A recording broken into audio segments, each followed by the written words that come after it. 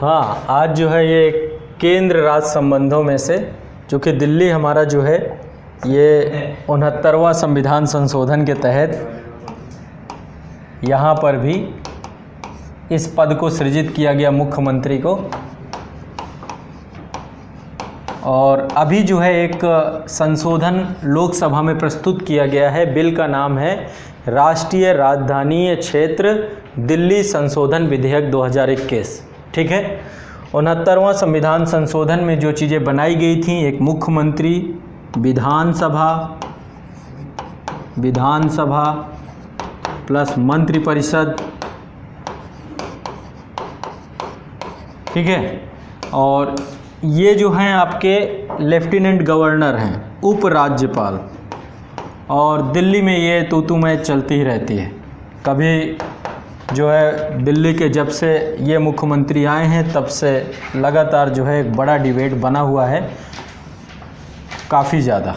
अब संघर्ष की स्थिति थोड़ा चरम पे भी पहुंच गई है, क्योंकि जो ये राष्ट्रीय राजधानी क्षेत्र दिल्ली संशोधन विधेयक 2021 आया है, ये लोकसभा में अभी पेश किया गया है। और इसको लेकर के बहुत सारे विधेयक में ऐसे बिंदु हैं जिसको लेकर के इनकी पावर को समाप्त किया जा रहा है। विधानसभा, मंत्रिपरिषद और मुख्यमंत्री की पावर को शिफ्ट किया जा रहा है प्रॉपर उपराज्यपाल में।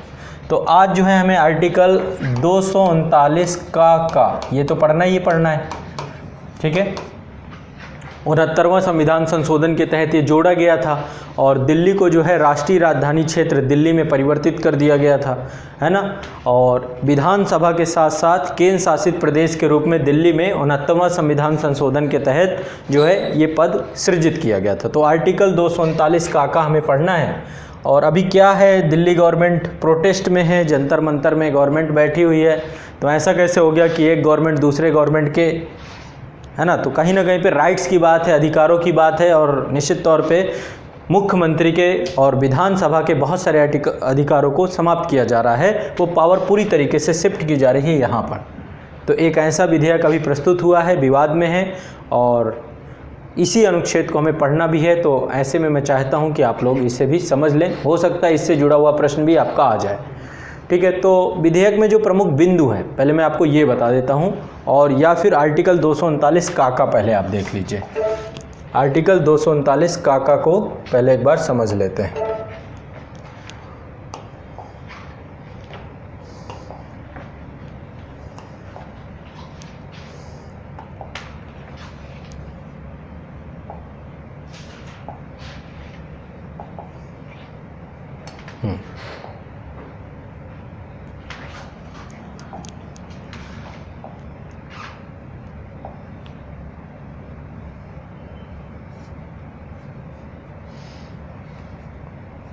कहाँ पे थे?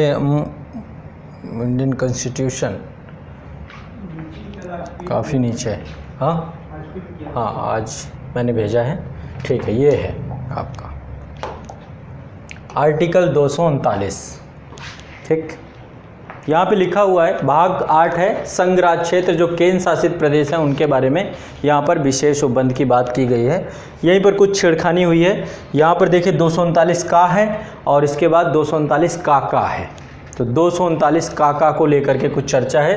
पहले मैं आपको यहाँ पे बता देता हूँ ताकि होलिस्टिक अप्रोच हम कंप्लीट पढ़ लें, फिर दिल्ली का क्या विवाद है इसे भी समझ लेंगे। तो यहाँ पे लिखा है संघ राज्य क्षेत्रों का प्रशासन।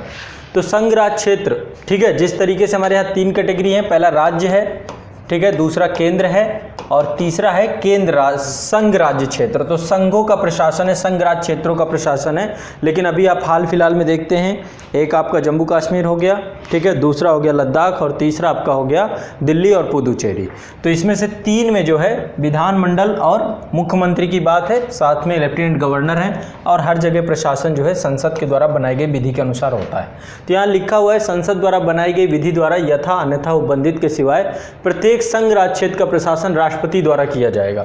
कौन करता है संघ राज्य क्षेत्र में प्रशासन? राष्ट्रपति द्वारा। ठीक है, यहाँ पे विधायिका का काम कौन करता है? संसद करती है। ठीक है, स्पष्ट होना चाहिए। और वह अपने द्वारा ऐसे पदाविधान सहित जो निर्दिष्ट करे नियुक्त किए गए प्रशासक के माध्यम से उस मात्रा तक करेगा जितने वह ठीक समझता है। यानी कि अपना प्रतिनिधि राष्ट्रपति के द्वारा, या तो राष्ट्रपति करेगा या तो अपना प्रतिनिधि। तो राष्ट्रपति के द्वारा अपना प्रतिनिधि नियुक्त किया गया है हर जगह। ठीक है, तो यहाँ पर लिखा हुआ है कि कहाँ पे प्रशासक नियुक्त करेगा, कई जगह पे उपराज्यपाल शब्द आता है, कई जगह कमिश्नर शब्द आता है। ठीक है, और यहाँ पे लिखा हुआ है ऐसे प्रशासक के रूप में अपने कृत्यों का प्रयोग अपनी मंत्रिपरिषद से स्वतंत्र रूप से करेगा। ठीक है, तो ये भी यहाँ पर स्पष्ट किया गया है। अब आगे बात करते हैं, ये नेक्स्ट है, मतलब एक चीज़ और ध्यान रखिएगा, किसी निकटवर्ती राज्य के राज्यपाल को भी किसी संघ केंद्र शासित प्रदेश का प्रशासक नियुक्त किया जा सकता है, ये भी स्पष्ट रहेगा। या तो किसी इंडिपेंडेंट व्यक्ति को बना दिया गया, या किसी राज्य के जैसे उत्तर प्रदेश के राज्यपाल को हम दिल्ली का प्रशासक बना दें, लेकिन जब दिल्ली का प्रशासक के तौर पे काम करेगा तो उत्तर प्रदेश की मंत्रिपरिषद उसके ऊपर प्रभावी नहीं होगी, ये भी ध्यान रखिएगा, ये भी यहाँ पे स्पष्ट किया गया है। तो किसी भी राज्य का राज्यपाल केंद्र शासित प्रदेश का प्रशासक बन सकता है कि नहीं बन सकता? बन सकता है, राष्ट्रपति चाहें तो कर सकते हैं। अब आर्टिकल 239 का कुछ संघ राज्य क्षेत्रों के लिए स्थायी विधानमंडलों या मंत्रिपरिषदों या दोनों का सृजन। ठीक, कुछ विधानमंडलों में क्या किया जा सकता है? विधानमंडल, मंत्रिपरिषद या दोनों को बनाया जा सकता है। ठीक है, तो ये पुदुचेरी के लिए है। आर्टिकल 239 का किसके लिए? पुदुचेरी के लिए। यहाँ पे लिखा हुआ है कि पुदुचेरी में मंत्रिपरिषद होगी, उसका जो है सृजन जो होगा। ठीक है, तो यहाँ पर भी ध्यान रखिएगा। और यहाँ पर भी आप संविधान संशोधन नहीं मानते हैं, ये भी आपका साधारण संशोधन के तहत जो है इसको माना जाता है। इसके बाद नेक्स्ट जो सबसे इम्पॉर्टेंट है, ये तो हो गया 239 का पुदुचेरी के लिए। 239 ये आपका 69वां संविधान संशोधन के तहत जो अभी विवादों में है, ये चीज़ है। 239 का दिल्ली के संबंध में विशेष उपबंध। ठीक है, तो ये लिखा हुआ 69वां संविधान संशोधन। अब इसको थोड़ा सा और डिटेल से समझते हैं, यहाँ पे क्या क्या मामले हैं, क्योंकि कुछ मामलों को लेकर के है। फिर इसके बाद मैं आपको बिल के बारे में समझाऊंगा, जो संबंधित बिल है। ठीक, ये रहा, ये है आपका 1991 के प्रारंभ में दिल्ली संघ राज्य क्षेत्र को दिल्ली राष्ट्रीय राजधानी क्षेत्र, जो इस भाग के पश्चात राष्ट्रीय राजधानी क्षेत्र कहा जाएगा। तो पहले तो नाम परिवर्तित हो गया, दिल्ली राष्ट्रीय राजधानी राज्य क्षेत्र। ठीक है, दूसरा, अनुच्छेद 39 के अधीन नियुक्त प्रशासक का नाम बदल दिया गया, क्या रख दिया गया? उपराज्यपाल। ठीक है, इसके बाद क्या किया गया? राष्ट्रीय राजधानी क्षेत्र के लिए एक विधानसभा होगी, विधानसभा की बात कर दी गई। ठीक है, विधानसभा, और एक ऐसी विधानसभा में राष्ट्रीय राजधानी राज्य क्षेत्र के प्रादेशिक निर्वाचन क्षेत्र में प्रत्यक्ष रूप से प्रत्यक्ष निर्वाचन द्वारा चुने गए सदस्यों से भरे जाएंगे। तो यहाँ पर चुनाव होगा। 70 सीटें हैं शायद, है ना? टोटल 70 सीटें हैं, तो 70 सीटें हैं। विधानसभा में ऐसे कुल संख्या अनुसूचित जातियों, आरक्षित स्थानों की संख्या राष्ट्रीय राजधानी राज्य क्षेत्र के प्रादेशिक निर्वाचनों में विभाजन के अंतर्गत ऐसे विभाजन के आधार है विधानसभा में कार्यकरण से संबंधित सभी अन्य विषयों के विनिमय संसद द्वारा बनाई गई विधि के अनुसार किए जाएंगे। तो इसके लिए संसद जो है रेगुलेट करेगा। अनुच्छेद 324 से अनुच्छेद 327 और अनुच्छेद 329 में उपबंध राष्ट्रीय राजधानी क्षेत्र के विधानसभा और उसके सदस्यों में वैसे ही लागू होंगे जैसे वे किसी राज्य विधानसभा या किसी संबंध में लागू होते हैं। अनुच्छेद 326 मतलब ये निर्वाचन किससे जुड़ा हुआ है, मतलब चुनाव आयोग से जुड़ा हुआ आर्टिकल है सारे। समुचित विधानमंडल के प्रतिनिर्देश के बारे में समझा जाएगा। ठीक है, तो यहाँ पर भी निर्वाचन आयोग के सारे उपबंध लागू होंगे, ये लिखा हुआ है। इसके अलावा अब यहाँ पर ध्यान रखिएगा, ये थोड़ा सा यहाँ पे ध्यान रखने वाली चीज़ है। दिल्ली सरकार के पास सारी पावर है, लेकिन कुछ पावर नहीं है। कौन कौन सी पावर नहीं है दिल्ली सरकार के पास? ठीक है, 3 प्रकार की पावर नहीं है दिल्ली सरकार के पास कानून बनाने को लेकर के। कौन कौन सी चीज़ों की पावर नहीं है दिल्ली सरकार के पास? ठीक है, 3 चीज़ों में दिल्ली सरकार कानून नहीं बना सकती है। ठीक है, जिन मामलों में कानून बना सकती है उन मामलों को छोड़कर बाकी सारे के मामलों को लेकर के थोड़ा सा विवाद क्रिएट हुआ है, और इसको लेकर के चर्चा हमें करनी है पूरी डिटेल से। तो अभी क्या हुआ है, अभी हाल फिलहाल में जो पूरा मामला आया है, अभी हुआ क्या है, एक विधेयक लाया गया है जिसका नाम है राष्ट्रीय राजधानी क्षेत्र दिल्ली संशोधन विधेयक 2021 लोकसभा में पेश किया गया है। अब इसमें क्या क्या किया गया है ध्यान से सुनिएगा। सबसे पहले जो विधेयक आया था 1991 में, उसकी धारा नंबर 21, धारा नंबर 24, धारा नंबर 33, धारा नंबर 44 में संशोधन किया गया है। संशोधन में क्या क्या चेंज किया गया है? सबसे पहला चेंज, पहली चीज लिखी गई है कि विधेयक के अनुसार राष्ट्रीय राजधानी क्षेत्र में दिल्ली की सरकार का मतलब क्या होगा? उपराज्यपाल। दिल्ली सरकार मतलब क्या होगा? उपराज्यपाल, ये लिख दिया गया। मतलब दिल्ली सरकार मतलब होगा चुनी हुई सरकार नहीं, बल्कि उपराज्यपाल जो केंद्र का प्रतिनिधि होता है, केंद्र के द्वारा या राष्ट्रपति के द्वारा बैठाया जाता है। पहला तो ये विवाद की विषय है। दूसरा, चलो मान लो ये बात मान लेते हैं कि भाई नाम बदल दो, कोई बात नहीं है, लेकिन दूसरी बात क्या लिखी गई? दूसरा बात लिखा गया कि विधेयक में जिन मामलों में दिल्ली विधानसभा कानून बनाने की शक्ति प्राप्त करती है, अब देखो ये क्लियर कर लो, 3 मामले कौन कौन से हैं दिल्ली सरकार को जिसमें कानून बना नहीं सकती दिल्ली में। पहला है लोक व्यवस्था, जो लॉ एंड ऑर्डर के मामला है। लॉ एंड ऑर्डर का मामला होम मिनिस्ट्री के पास है, सेंट्रल गवर्नमेंट के पास है, ठीक है, समझ रहे हैं? लोक व्यवस्था किसके पास है? दूसरा पुलिस, पुलिस भी दिल्ली सरकार में यदि आप जाते हैं, दिल्ली सरकार होम मिनिस्ट्री के अंदर में काम करती है, ठीक है। अब चूंकि कानून व्यवस्था ही इनका विषय नहीं, तो कानून व्यवस्था को ही तो मेंटेन करने के लिए होती है, कानून व्यवस्था केंद्र का विषय है, तो कानून व्यवस्था को जो है पुलिस भी केंद्र का विषय होगा, ऑब्वियस सी बात है। तो दिल्ली पुलिस जो होती है होम मिनिस्ट्री के अंदर काम करती है, ठीक है, गृह मंत्रालय के अंतर्गत काम करती है। तो लोक व्यवस्था हो गया पहला, पुलिस हो गया, और तीसरा भूमि का मामला। ये 3 मामलों को छोड़ करके बाकी सभी मामलों में दिल्ली विधानसभा कानून बना सकती है, राज्य सूची और समवर्ती सूची के विषयों पर, ठीक है। कौन कौन से मामले हैं? लोक व्यवस्था, पुलिस और भूमि, 3 चीज़ों को छोड़ करके। तो इसमें बोला गया, एक सबसे बड़ा चेंज जो किया गया जिसमें डिबेट ज़्यादा है, कि विधेयकों में जिन मामलों में दिल्ली विधानसभा को कानून बनाने की शक्ति प्राप्त है, उन मामलों में उपराज्यपाल का विवेकाधीन शक्तियां प्रदान की गई हैं। उपराज्यपाल को बहुत सारी विवेकाधीन शक्तियां प्रदान की गई हैं। अब क्या है ये शक्तियां?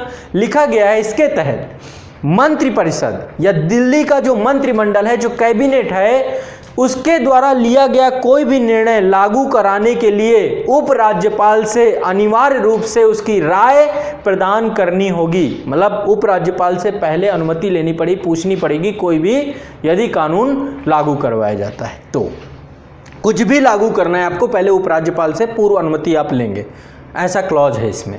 और क्या बोला गया इसमें? इसमें बोला गया कि सरकार के द्वारा किसी भी मंत्री के लिए गए जो भी निर्णय होंगे, उसके आधार पर कोई भी कार्रवाई करने से पहले उपराज्यपाल की अनुमति लेना आवश्यक है। यानी कोई भी मंत्री भी यदि कुछ करेगा या सरकार भी कोई कार्य करती है तो उसके लिए भी उपराज्यपाल से क्या लेना पड़ेगा? अनिवार्य अनुमति लेना पड़ेगा, ठीक। ये भी बोला गया।